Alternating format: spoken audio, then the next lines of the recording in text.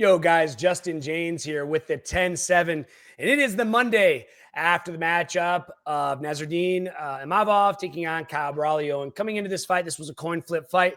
I guess Braulio had a slight advantage at -135, but essentially a coin flip in my mind. You know, if you guys saw my video, talked about how Kyle's head movement was better than Imavov's, and he had some more tricks than Imavov did.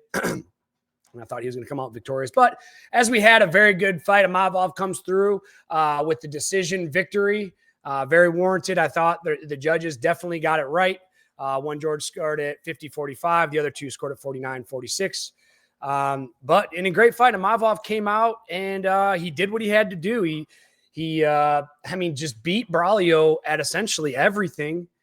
Made it almost look like easy work. But now, the question is this our next championship matchup? And if it is, can Imavov take out Khamzat?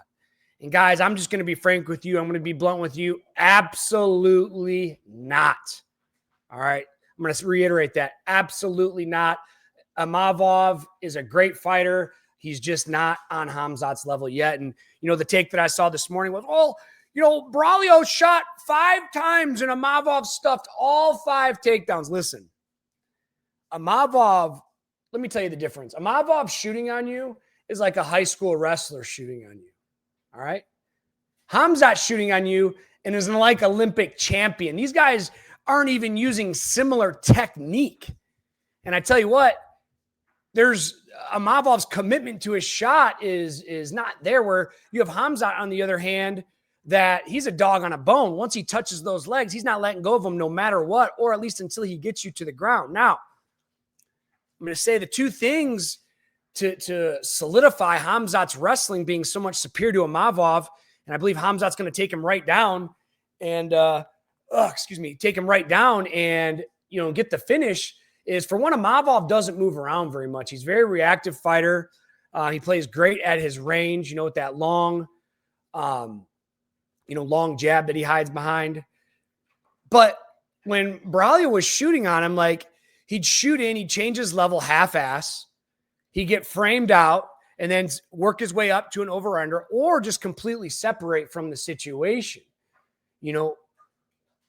Talking about the technique is, being 6'1", he just wasn't getting low enough to get under Imavov's defense, which are his frames out front, his lead frame being the more particular one.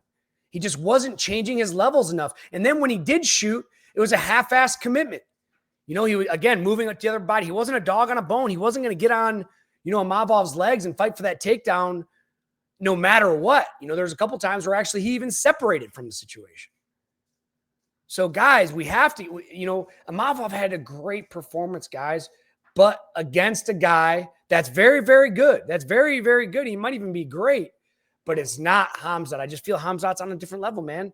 When Khamzat shoots in, he almost has that old school wrestling technique, the traditional wrestling technique, where he'll drop to a knee to get low enough to get under the frames. And that's why we changed levels in wrestling. We changed levels in wrestling to get under the defense. In wrestling, your forehead's your first defense, and you have your hands, your elbows, your shoulders, and then it goes to your hips.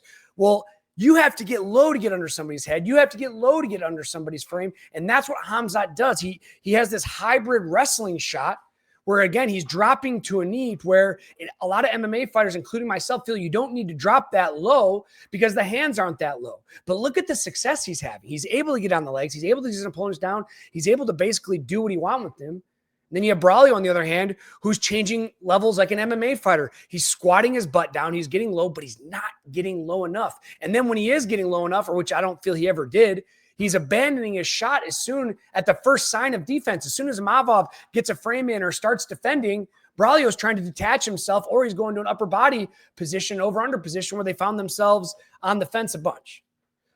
Guys, we have to get rid of this take. Imavov looked incredible in his fight, but he is not on Khamzat's level. And just because he defended 5 takedown attempts from Kyle Braulio doesn't mean he's going to be able to defend any takedown attempts from Khamzat. Guys, tell me what you think in the comments. I know it's an interesting take. I know it's a new take, but I tell you what, I'm in the game. I know what I'm talking about.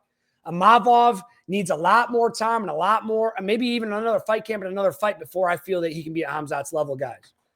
Now, when you look at someone like Robert Whitaker and come out and said, Khamzat is unbeatable. Now, guys, that is just not true. And that's a beautiful part of MMA is every fighter is beatable on any given day. I mean, think about it. Buster Douglas beat Mike Tyson, if you guys remember that.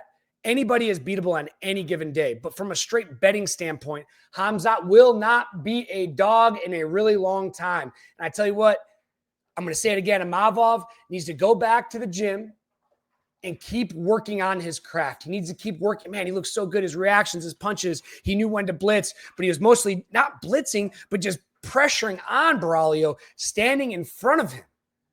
You know, he's not, I guess if you had to say one edge he might have is, Khamzat, although he's constantly forward, he's counter wrestling. When guys are throwing on him, he's changing his wrestling in there. And in that sense, Imavov isn't coming forward as much. So maybe Khamzat might have a hard time with that.